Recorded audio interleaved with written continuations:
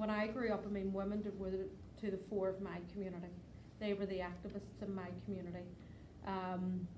In terms of when we were emerging into a peace settlement, you still had conflict on the street.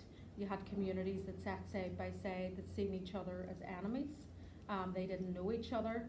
Ours is a bit different because on a whole, most people spoke English, so they spoke the same language in some ways, albeit language is still a contentious issue today.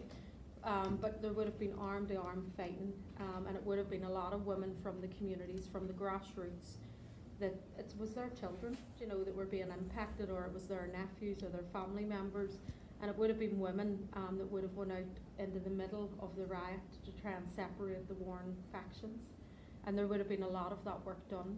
At the same time, you had academics and women, probably I would say more of a middle class as well, that would have been involved in conversations around the political system and how you have more women involved in politics and all of that. And you had the democracy programme, which I think was a really excellent programme. It was done by a woman called Brona Hines, or she was one of them who was involved in the Women's Coalition, which did go from female activism into political activism. They ran in the assembly and they had a couple of seats.